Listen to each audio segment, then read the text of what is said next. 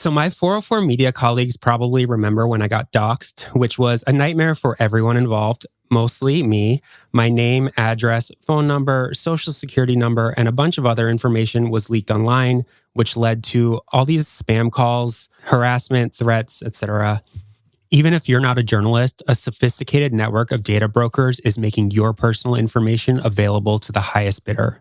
I fixed my problem with Delete Me, which is a service that basically looks you up on all these people search websites and data broker websites and formally gets you removed from them. The subscription service removes your personal info from the largest search databases on the web, helping prevent potential ID theft, doxing, and phishing scams. I'm a real Delete Me customer. I've been using it for more than 5 years. Sign up is so easy. You just go to their website and then they send you personalized privacy reports showing you what info they found, where they found it, and how they got it removed. Take control of your data and keep your private life private by signing up for Delete Me. Now with a special discount for our listeners. Today, get 20% off your Delete Me plan when you go to joindeleteme.com/404media and use promo code 404media at checkout. The only way to get 20% off is to go to joindeleteme.com/404media and enter code 404media at checkout. That's joindeleteme.com/404media, code 404media.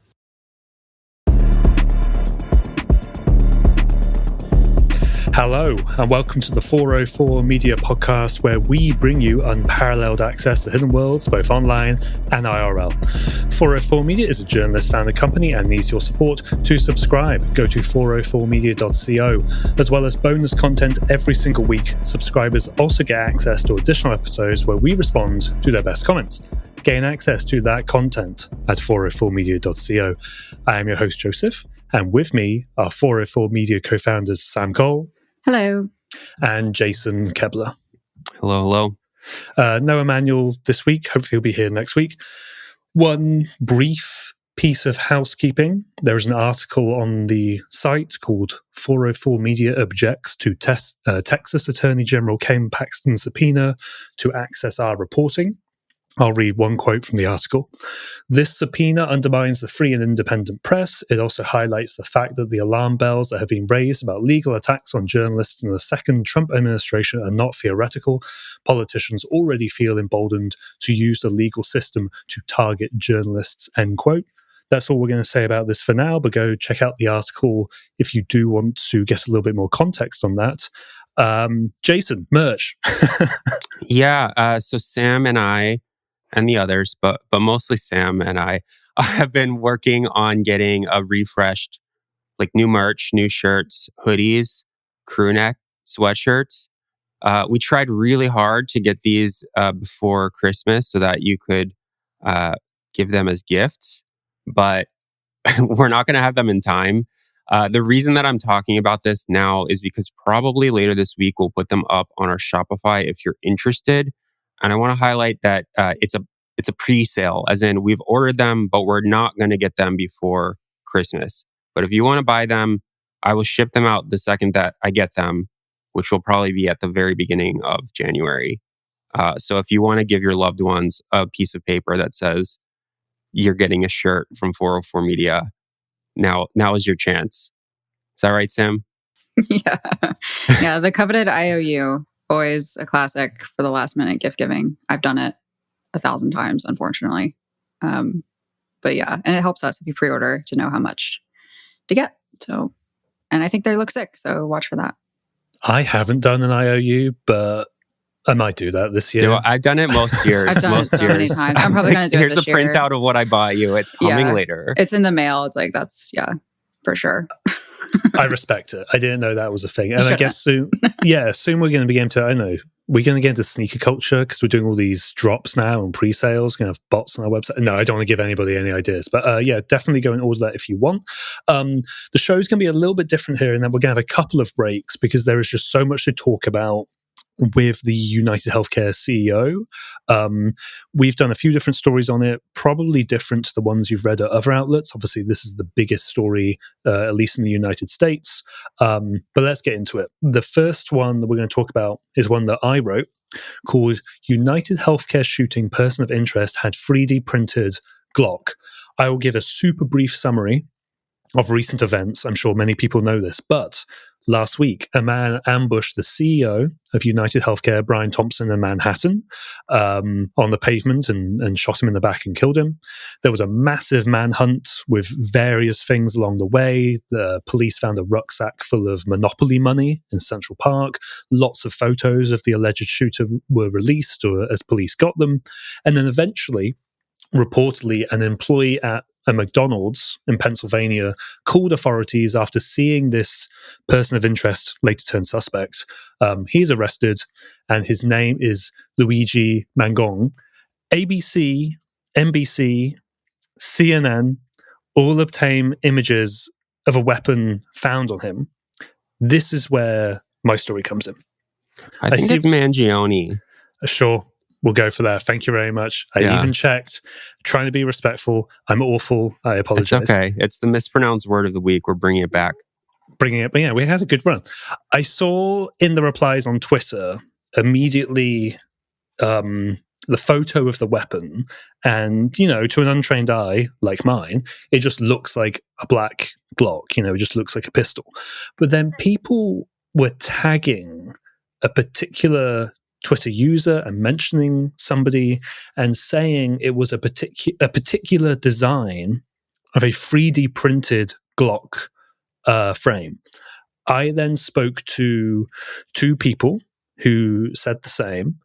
One of those sources we granted anonymity, and another one was Print Shoot Repeat, who, for those who don't know, is a pretty high profile YouTuber and 3D printed firearm community member.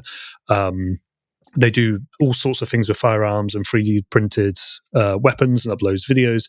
They have, various issues with YouTube as well, demonetizing content as you might expect, all of that. But both of these people, they said that the weapon in the photo released was a Chairman Wong version 1. And I think others would agree, that is hugely significant in that this might be the first assassination in the United States using a 3D printed weapon. Now, again, I'm no expert, but Jason, help me with this because you have a little bit more knowledge than me, and through the two people I spoke to. Just because we say a weapon is 3D printed, that doesn't mean the entire thing has been made by a printer. You're going to have different components like the slide, which you'll have to purchase, but this was the Glock frame, and that was 3D printed. Before we touch on that a little bit more, Jason, we haven't covered 3D printed guns, I think, directly at 404 Media, just because, I don't know, hasn't super come up. But way back at Motherboard, the technology section of Vice, where we used to work, and I think actually before my time there, Motherboard made probably like the first serious documentary about 3D printed guns. What was the deal there? Yeah, so it was called Click Print Gun, and it was made by our ex-colleagues at Motherboard. I think it came out maybe in like 2012. Like, it was a long time ago. And it followed Cody Wilson, who made this 3D printed gun called the Liberator, or that he called the Liberator, and basically was just showing that it was possible to make a 3D printed gun. And I will say, just like for people who are interested, the producer and director of that documentary, which I think was like 25 minutes long, was Aaron Lee Carr, who has since gone on to make some like very high profile documentaries for HBO and other outlets. So it's extremely well made, and it's very it's worth watching. And this was a really big deal for Motherboard as well. Like, I remember it got coverage from CNN and like other major media outlets because they had no idea that this was even possible. And it really raised like a lot of questions about free speech, like content moderation, things like that, like back sort of the extent of the Second Amendment, various issues like this, back when people were not talking about it as much. Cody Wilson went on to found this, I guess it's a company. I don't even know if it's a company or if it's just like an online platform, like nonprofit type thing called Defense Distributed, which has like all of these different designs for 3D printed guns, things like that. But the big thing is that the Liberator was, I believe, made entirely out of 3D print resin, which is like printable plastic, more or less. And he fired it, like he tested it, showed that it worked, but it wasn't super like reliable as a gun. I Well, think there's that like footage of it breaking and stuff. yeah, like it breaks. It's kind of like one of those like one-time use guns, more or less. And I think the very interesting thing is that in the years since then, as most things do in technology, 3D printed guns have gotten a lot more sophisticated and a lot different. Um, the gun that Joseph wrote about earlier this week that we're talking about, the Chairman One gun, is, I guess you'd call it like a hybrid 3D printed gun where the case is 3D printed plastic resin, but then as Joseph mentioned, many of the parts are metal, and you buy those metal parts from the internet. And there was actually a kind of interesting academic study that's referenced in that article, that came out in October about the rise of this type of gun, because they're a lot more reliable than just like a plastic gun, as you'd expect. But they're like a lot more sophisticated. And it's causing there's speculation in this paper that it's going to cause some problems for law enforcement because the definition of like what a 3D printed gun is changing. And sort of like tracking this stuff is getting a lot more complicated for that reason. And that paper came out in the United Kingdom that has actual gun laws, whereas like the United States, very few, very, very few. But I thought that was like very interesting context was this paper. But anyways, Joseph, you want to talk a little bit more about this specific gun, and then also what this tells us about what might happen here? Yeah. So, and I guess just before that, when you talk about the Liberator from the early documentary, it looks very much like its own gun, right? It's like a particular design. It's not trying to like replicate a Glock from what I remember. It's made in a certain way, presumably because the physics of it has to try to be an effective, even if one shot or a couple of shots weapon, right? And it's different now in that the 3D printed firearms market or community are basically making copies of established weapons that people know work, and they're able to effectively replicate them. So this weapon, the Chairman 1 V1, I was told, it was released in around 2020 or 2021, depending on where it was potentially downloaded from. And it quickly became unpopular because the V2 came out something like 6 months later. We don't know enough about, the suspect and whether they did download this, when they downloaded it, but I thought that was an interesting data point in that this isn't like the version 3 or the version 4 or whatever, a more recent one. It is a years old model of this particular 3D printed firearm design. So interesting data point there. You just mentioned, that UK paper and how it could have problems for law enforcement. When the reporting initially came out about this 3D printed weapon, a few outlets, relying on the comments of the police, obviously, were framing it as a ghost gun, which is a gun without a serial number. And of course, that is true in that, you don't 3D print a serial number onto it if you have any sense, right?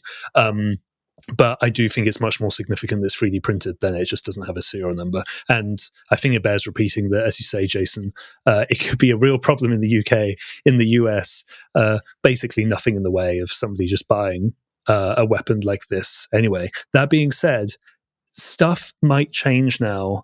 And I'm glad, we don't want to make predictions. I remember when Emmanuel was editing this piece, he changed the word because I said it might likely have legal ramifications. He's like, we don't want to predict, which is true.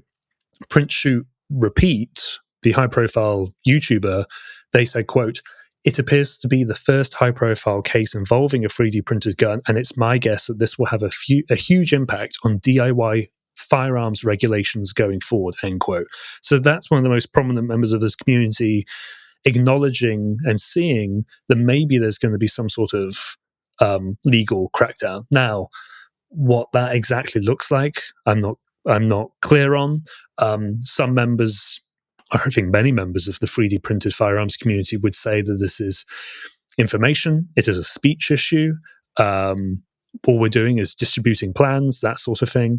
So we'll see how that pans out legally. But as well as a weapon of this type being used in a very high profile murder and assassination, I think it really just show how far 3D printed weapons have come.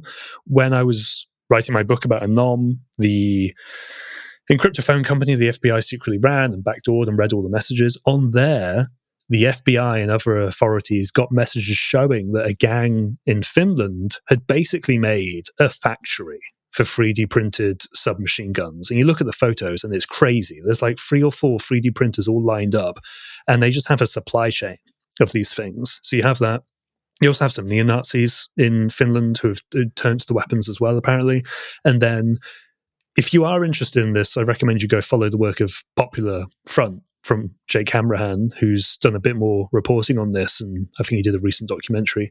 But there's also even rebels in Myanmar who are now using 3D printed weapons. Like, this is here to stay now. We're so far from the Cody Wilsons doing a single shot pistol now. Yeah, I've been pretty shocked at the fact that a lot of the 3D printed guns appear to me to be like submachine guns or like automatic weapons in some way. Postface, I don't know anything about guns. Like, I know a little bit about 3D printed guns, just enough to sort of edit the piece that you did, but I don't know terminology. I don't know exactly if they're technically automatic weapons or what, but I have been surprised at how far it has clearly evolved since that initial Cody Williams story. Yeah, absolutely. Let's have a quick break, and when we come back, we're going to talk about a couple more stories around all of this. We'll be right back after this.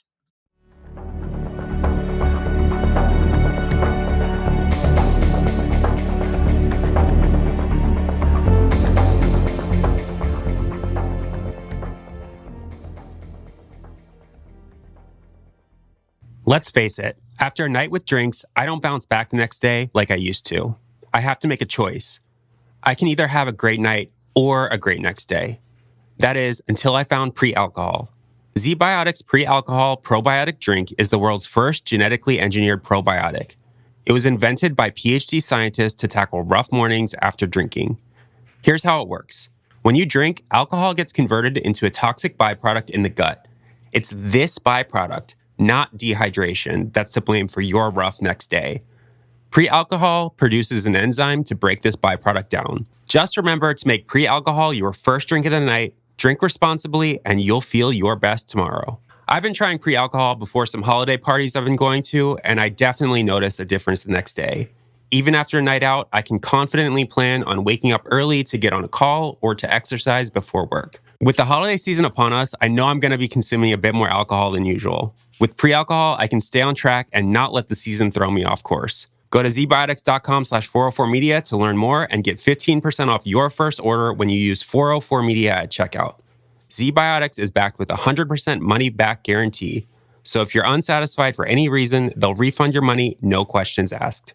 Remember to head to zbiotics.com/404media and use the code 404media at checkout for 15% off. Lumen is the world's first handheld metabolic coach. It's a device that measures your metabolism through your breath. And on the app, it lets you know if you're burning fat or carbs and gives you tailored guidance to improve your nutrition, workouts, sleep, and even stress management. All you have to do is breathe into your Lumen first thing in the morning, and you'll know what's going on with your metabolism and whether you're burning mostly fats or mostly carbs. Then, Lumen gives you a personalized nutrition plan for that day based on your measurements. I found Lumen to be particularly useful as I'm trying to get a head start on my New Year's resolutions of sleeping better and taking better care of my body. I realized that my metabolism is my body's engine, which helps me perform well when I'm exercising and helps me feel alert and focused through the rest of the day. Lumen's recommendations have helped me learn more about my body and how it turns food into fuel. It helps me know when to eat and helps me know what to eat so I can make sure I'm ready for a workout and ready to face the day. So if you want to stay on track with your health this holiday season, go to lumen.me/404media to get 15% off your Lumen. That's lumen.me/404media for 15% off your purchase. Lumen makes a great gift too. Thank you, Lumen, for sponsoring this episode.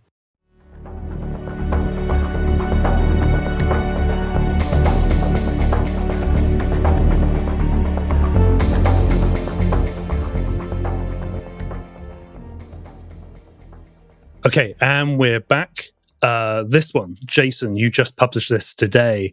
Luigi Mangione played Among Us, breathes air. Obviously, a sarcastic headline. I think before we get to sort of what you're criticizing, when the name of the suspect came out, what did you do?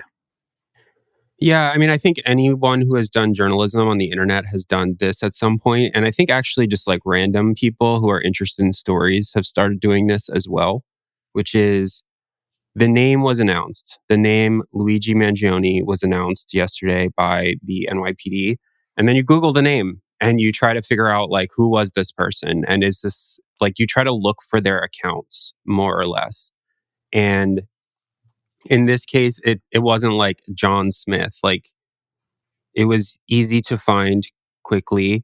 There were several Luigi Mangionis, but the sort of like biographical information seemed to match what was happening on this person's account. And the most common thing that people do, the most common time that this happens is in the result of like a mass shooter, where the name of a mass shooter is released. And then the people who cover these things essentially go like looking for their online footprint and their manifesto, if there is one. Like there's been several high profile examples where, you know, a mass shooter had like a YouTube channel where they had lots of hateful stuff, or in some cases explained explicitly like why they did what they did. We can talk about why that is a problem in a minute, but basically it's like and I believe all of you to some extent started looking for Luigi Mangione's online accounts. And there were many, many, many accounts. Yeah, And it's almost like a reflex, unfortunately, at this point, which I don't really know what that says about us or journalism, and maybe it's not all bad, but it's like a impulse, yeah.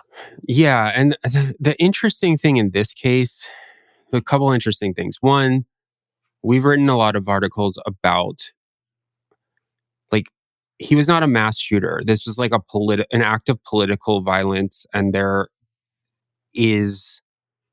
it has resonated with people in ways that we are probably going to talk about in the second half of this show. And so I think that people wanted to see, like, did this person's online politics align with an idealized version of him where he did this killing, allegedly, it was him, uh, to like start a class war against a very repressive and anti-human health insurance regime.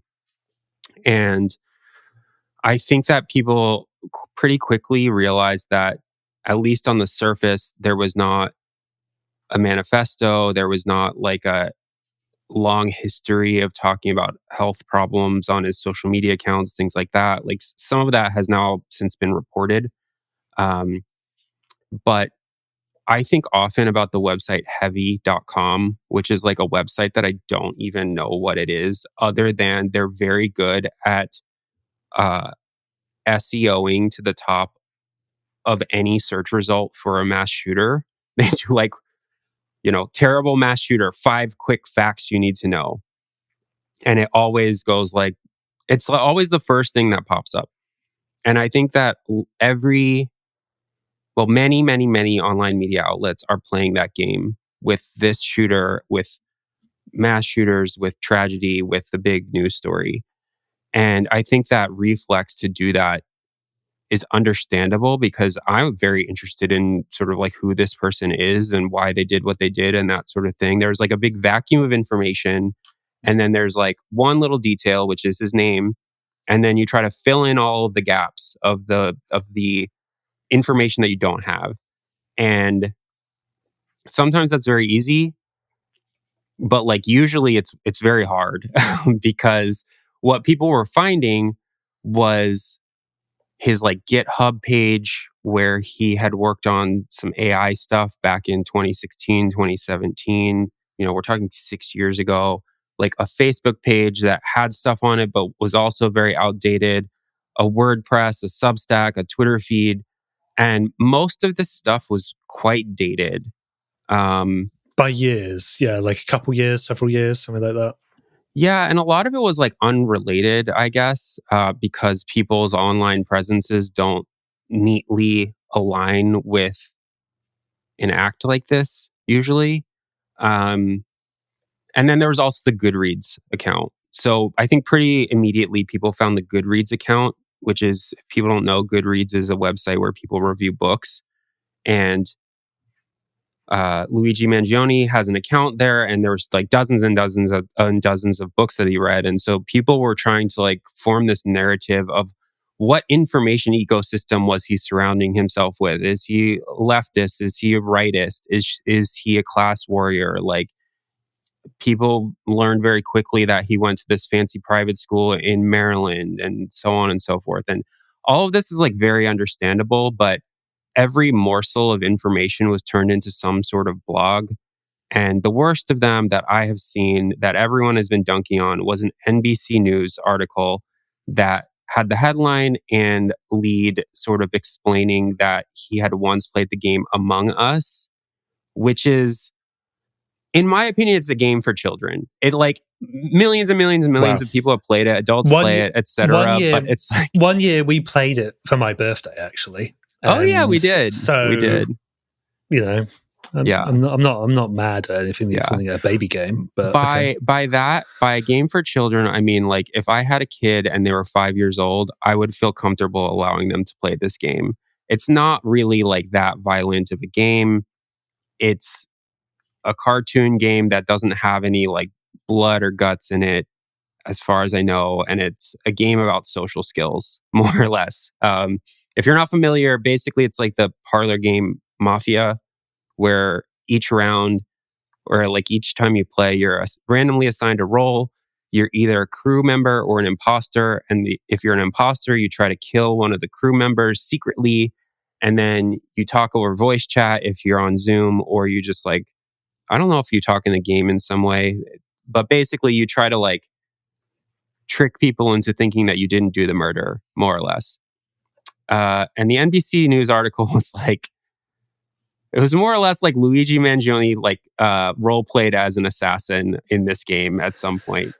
And that's like not useful information. Well, and spoke to a friend who played with them, right, or somehow else associated, and like called it extremely ironic that we were playing this game and he turned out to allegedly murder somebody. And it's just like, you get to this in the piece, and it's not just your social media posts from years ago are not representative of the very complex person you are.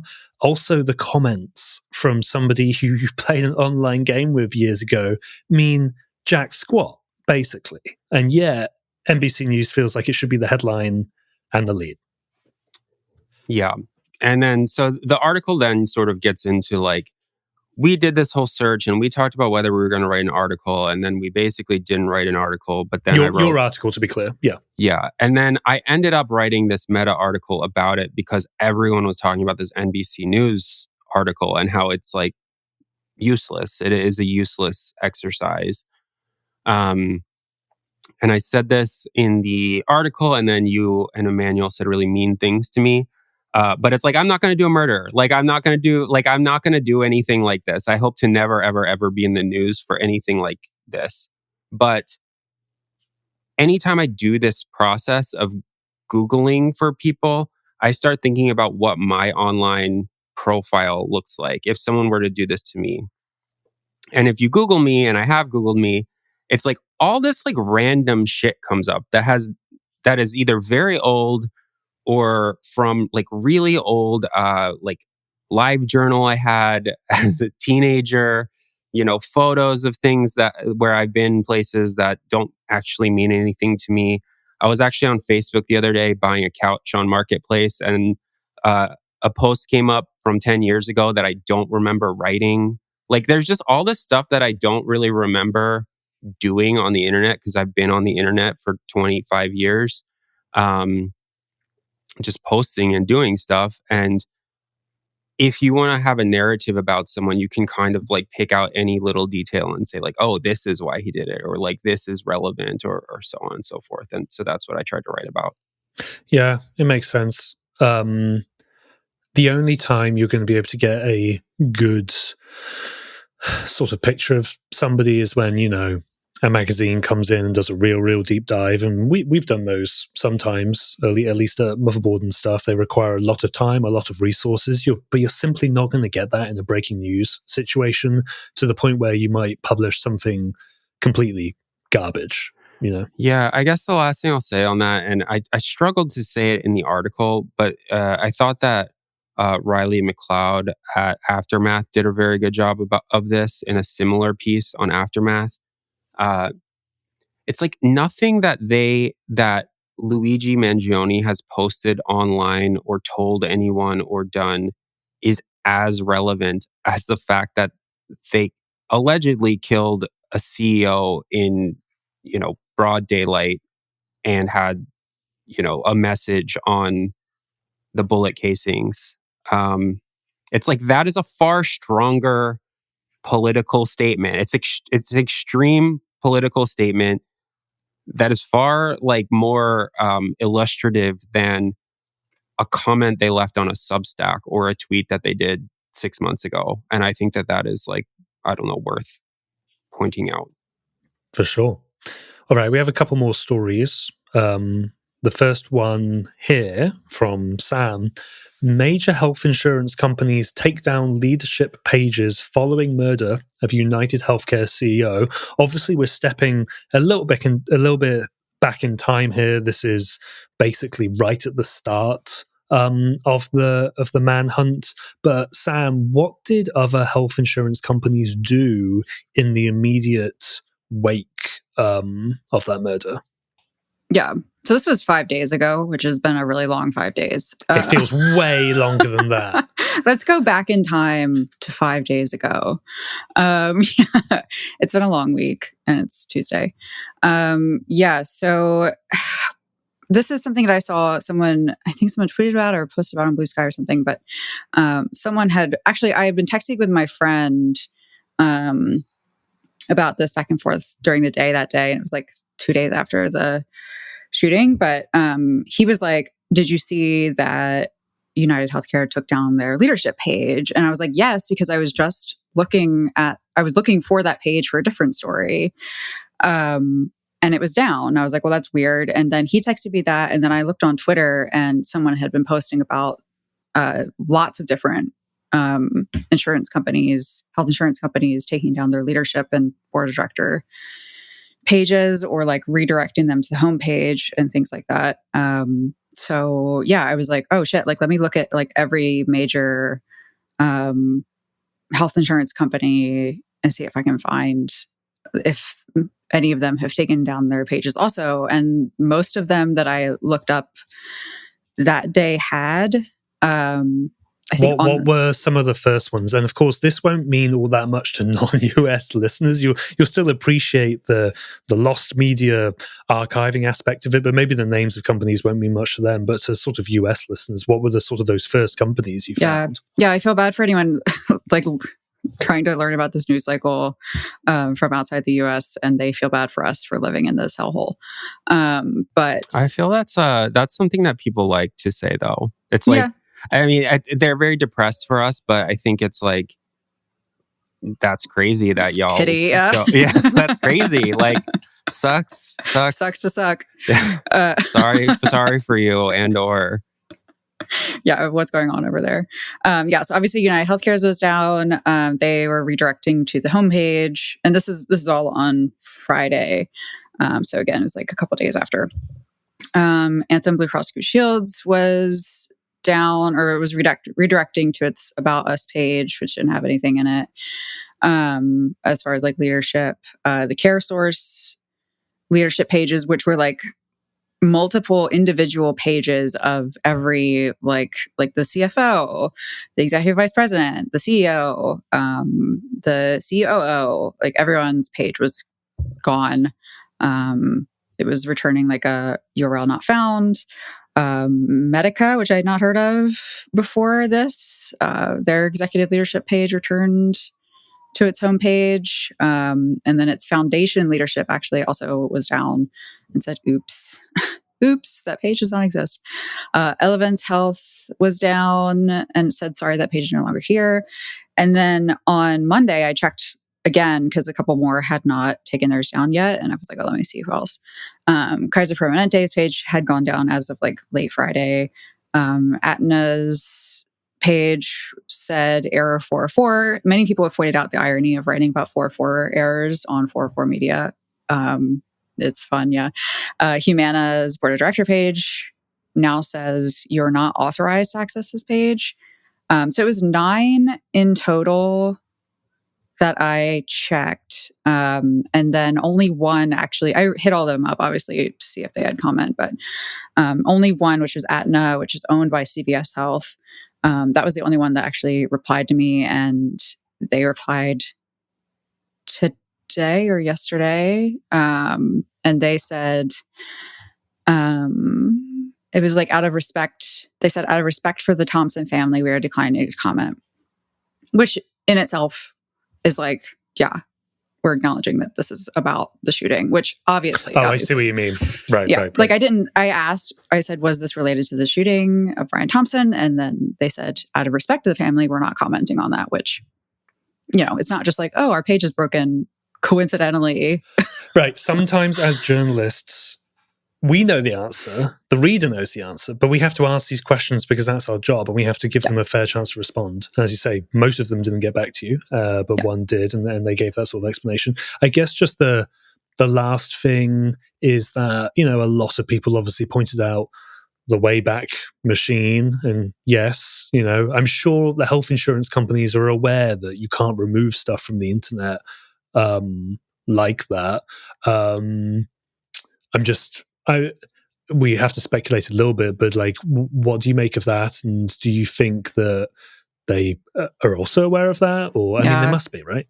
I mean, I think probably, like, this is me entirely speculating, just as a disclaimer. This is me as an individual person, not trying to assume things about these companies and their actions, but having seen this happen, having worked at places where consulting firms are brought in to fix a mess on the fly, I am gonna assume that some like safety consulting team, either internally or like because they all did it at the same time, I'm assuming like they all have the same kind of like crisis comms or crisis safety kind of protocols that are being passed around. I assume someone's paid about a lot of money to tell these companies, hey, you should take down these pages as like just something to do. It's like, it doesn't actually do anything. It might make these very like, I don't know, I assume panicked, and other people have reported not happy CEOs and leadership teams feel better.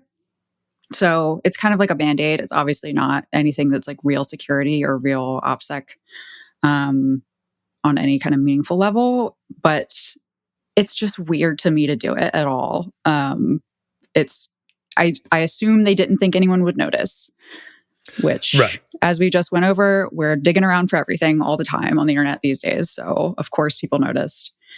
And then it became its own story, Right.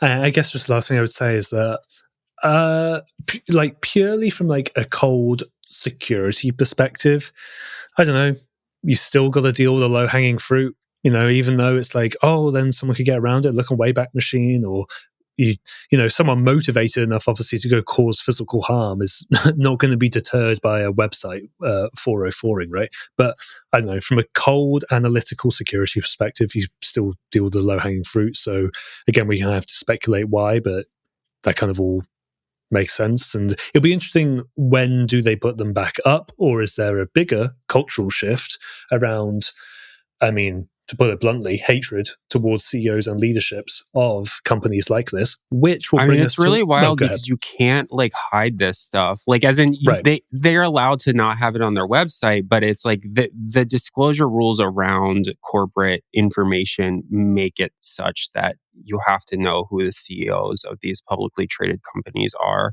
Which is good. which is definitely good. So I don't know. It's kind of interesting. This is a little bit far afield. I promise I'll keep it short. But like the controversy over the private jet tracking stuff, where like Elon Musk doesn't want his jet tracked, Mark Zuckerberg doesn't want his jet tracked. Like the people tracking them have been banned from Threads and have been banned from Twitter. It's like immediately after Mark Zuckerberg banned the tracking of his private jet on Threads, his private jet was seen at Mar-a-Lago meeting with President Trump. It's like there's a reason that this stuff can be tracked, and I understand that that these companies are worried about protecting their executives, but at the same time, it's like they have these very public roles, and so I don't know. I think maybe there will be a push by these companies to either beef up security or keep these things a little bit more private, but they can't really do it that much. Yeah. I didn't think of the link to the plane tracking. That makes complete sense. All right, let's take another quick break, and then we'll talk about one more UnitedHealthcare story before the subscribers only section as well. We'll be right back after this.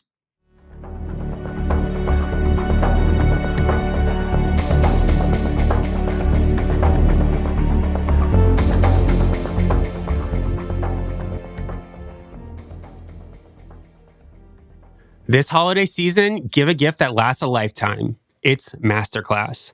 With Masterclass, your loved ones can learn from the best to become their best.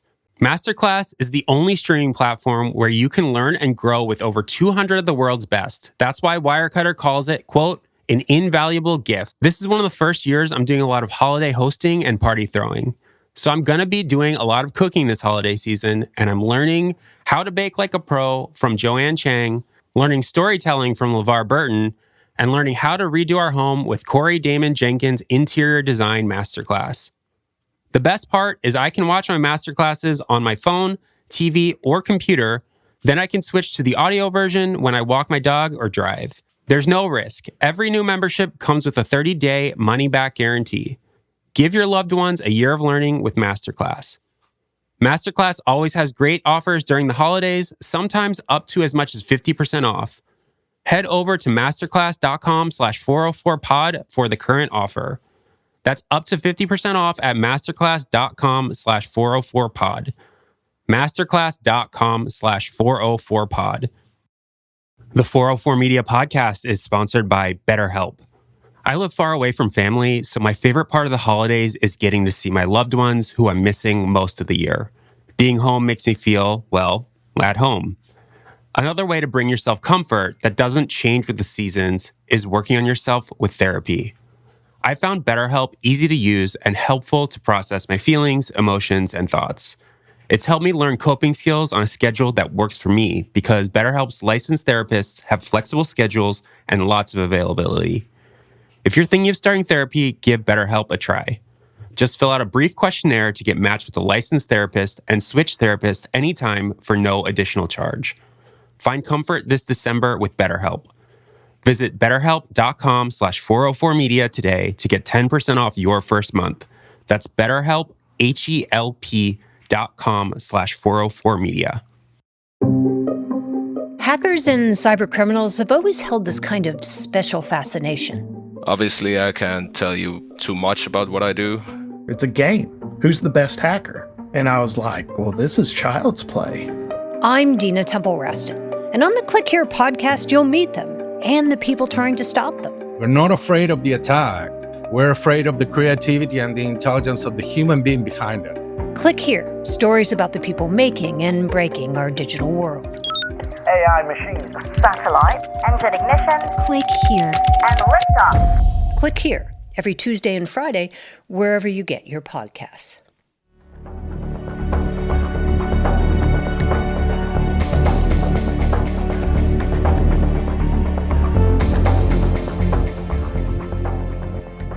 All right, and we are back with one more from Sam. Moderators across social media struggle to contain celebrations of UnitedHealthcare CEO's assassination. Again, we're back in time, sort of around the time of that other piece that we just covered. These came 4 out in very days. quick. Thank you. Okay. So I'm sure people have seen these. Maybe they've participated in them. It's such a wide sentiment across all social media. Just what are some of these posts? I almost feel stupid asking the question because it's so obvious, but we have to lay the groundwork. What are some of these posts, and what is the sentiment that people were exhibiting around this time 4 days ago, as you said? Yeah. So, like immediately after the shooting, before we even knew like who did it, or we were still kind of unclear on any kind of hint of a motivation. People were like, I mean, the reaction generally online was good. You know, it was like celebratory that the CEO of a health insurance company was shot. So yeah, this story has a lot of like elements to it. And I think that's a result of like trying to get the story early and be like, what's let's just get out there what's happening without doing like a everything we know kind of post. But you know, addressing just like that this is something that is happening across social media. So yeah, the posts were generally like people were like celebrating. People were saying, you know, telling their own like horror stories about health insurance and dealing with that. One really striking example of this was the nursing subreddit. They are wild in there. I think Jason was the one that pointed out that that was the mood in there. The memes are memeing in our nursing. And then by contrast, you have lots of other big front page subreddits trying, or, you know, subreddits that were having posts that were reaching their front page, trying to keep people from breaking the subs rules, which usually, like Reddit's wider terms of use say no celebrating or glorifying violence, something to that effect. So moderators have to basically moderate to those rules at a minimum to keep their subs going and to keep them from getting completely banned by Reddit administration. So, I mean, it's, I understand like the mods being like, let's chill on the celebrations because you're literally breaking the rules when you're doing this. But also a lot of the threads that we saw getting deleted, which they're all visible on a subreddit called our undelete, were stuff like, I mean, I can give some examples. I don't know how far ahead of the story I'm getting here, but yeah. Okay, give a couple. Some of the big threads were, you know, it was just kind of like, can you explain why this is a big deal? And that was deleted. And I think that's like a reasonable question to ask for, again, like we just said, for people outside of the US who haven't had to deal with this. It was like a sincere question, is what you're saying. Yeah. I mean, like, who knows, really? But like, people were replying to it sincerely. And then there was like, Interesting as Fuck, which we've written about before, had a thread that was like UnitedHealthcare CEO Brian Thompson's final kill-death ratio lands him amongst the all-time greats. Which, for those who don't know, is a reference, obviously, to the game Call of Duty, where you have a kill-death ratio and you kill more players and you get killed. And there's a CEO of a health insurance company which will reject a lot of claims. Presumably, he would have had a pretty good one. So that one was deleted, obviously, because their reason was no politics. I don't know. It's like I feel for the mods. They're trying to toe a line that is, they're unpaid volunteers. First of all, they're trying to toe a line that's like, we want people to talk freely in the subreddit, but we also don't want to break Reddit's rules. There was like in our facepalm, which is another great subreddit. Imagine this is your payback for your own policies. That is kind of a facepalm. I don't know. Mm-hmm. Leopards Ate My Face is a subreddit about like the meme that's, the leopards eating faces party. I didn't think they would eat my face meme. And they took a thread down that was basically like saying they won't hurt all the billionaires. And the reasoning for that was it doesn't it doesn't abide by the structure of the meme or something. I don't know. So yeah, maybe Jason wants to talk a little bit about the mods answers, because we hit all of them up and we said, hey, what's going on here? And he got some really interesting answers, I think. Yeah, so Sam mentioned this, but the undelete subreddit is very interesting because the way that it works is it archives threads that have been deleted from Reddit if they have reached the top, I believe it's top 50 or top 100 of r/all. So it only archives posts that are incredibly popular. And for like the 2 days after the shooting, all of the posts, almost all of them, it was like, sorry, not all of them, but like 75% of the posts were about this. And so that just shows that the overwhelming sentiment on Reddit was, if not valorizing this guy, then expressing frustration and empathy for what he did. So there's that. And then a lot of the mods were basically like, some of these posts we are taking down because they violate Reddit's rules. Some of these posts are being taken down by Reddit administrators because they are seeing it and taking it down. And unfortunately, there's no real way for the public to know which is which. It's like, it's just not clear. A lot of them were just like, we don't want to get banned by Reddit. Like we basically don't, we're in a tough spot and we don't know what to do. I guess my broader thoughts on this, because Sam did the heavy lifting here, but I did talk to some of the mods and I did I contributed reporting on this story. So I was looking alongside of it. And I understand that this is tricky and that many people are saying like, you can't valorize a murderer and that's bad, et cetera, et cetera. But, like there's a big but here. And that's like been the tone of a lot of the conversation online for the last week, is that people are fed up with the American healthcare system, especially insurance company profiteering, et cetera, et cetera. And these are very, very real problems. And we just went through an entire election cycle where Democrats, the left, liberals, et cetera, said, we need to listen to Donald Trump voters because they are mad. And here's what they're mad about. And we just had years and years of discussion about free speech online and censorship of political speech, blah, blah, blah. And here's political speech, like very blatant political speech. It's getting deleted like systematically by companies, publicly traded companies. Reddit is a publicly traded profiteering company. And it's like, they don't want to have the conversation and they don't want to listen to the people who are mad about it. And I don't know. It's like, it's a tricky thing. I understand. It's like, it's not something that we want to like face as a society, but I don't know. I have a really hard time squaring. We must listen to Trump voters who are mad about trans people in bathrooms, and we're mad about and illegal immigrants, undocumented immigrants, et cetera, and then turn around and say, we can't have a conversation about health insurance in this country that kills millions and millions of people constantly. And it's like, a lot of our behind the blogs were about this last week, where we've had experiences with the healthcare system. A lot of people have had it.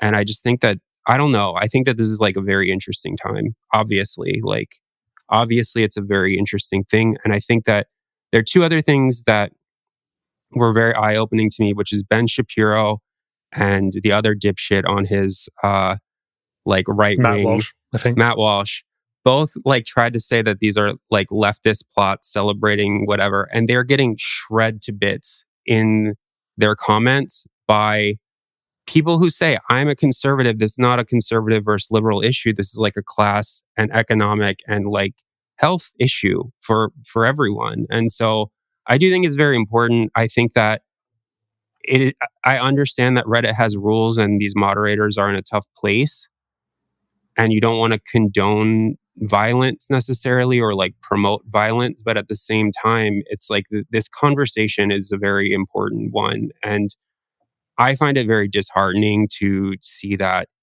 a lot of it's just getting deleted. But I don't know. I think that's also had the Streisand effect, where it's just leading people to talk about it more. So who knows?